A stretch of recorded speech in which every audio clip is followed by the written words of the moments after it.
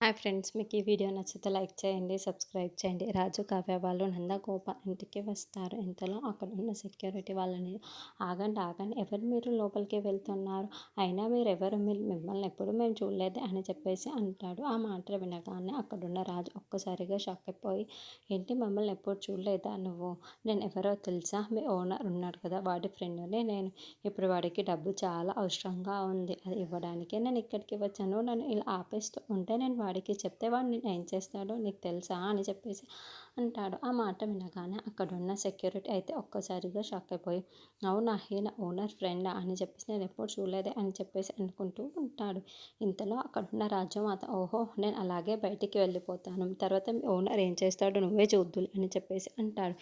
ఇంతలో అక్కడున్న సెక్యూరిటీ మాత్రం, సరే సార్, మీరు జెంటిల్‌మ్యాన్‌లా ఉన్నారు, మీ అవతార్ ఆర్డర్ అనుకుంటున్నాను, వెళ్ళండి లోపలికి అని చెప్పేసి గేట్ తీసి వాళ్ళకి లోపలికి పంపిస్తూ ఉంటాడు. ఇంతలో అక్కడున్న రాజు కావ్య వాళ్ళ ఇల్లు మొత్తం చెక్ చేస్తూ ఉంటాడు. అక్కడున్న వాతావరణాన్ని చూసి ఒక్కసారిగా షాక్ అయిపోతారు. ఏంటి ఇదేంటి ఇలా ఉంది అని చెప్పేసి అనుకుంటూ ఉంటారు. ఇంతలో అక్కడున్న కావ్య మాత్రం, ఏంటండి ఇది ఒక భూత్ బంగ్లాలా ఉంది, అప్పుడు మనం చూసాం కదా, ఆ వాతావరణమే నాకు ఇప్పుడు మళ్ళీ కనిపిస్తుంది అని చెప్పేసి రాజు దగ్గరికి చెప్తూ వస్తుంది.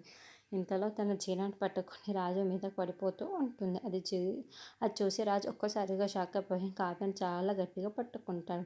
అలా వాళ్ళిద్దరు మంచం మీద పడిపోతూ ఒకరినొకరు చాలా ప్రేమగా చూసుకుంటూ ఉంటారు. అది చూసి కావ్య మాత్రం, ఏంటండి ఇది భూత్ బంగ్లా వాతావరణాన్ని చూపిస్తుంది, ఇప్పుడు ఏం చెయ్యాలి అని చెప్పేసి రాజును అలా మైకంలోకి దించేస్తుంది.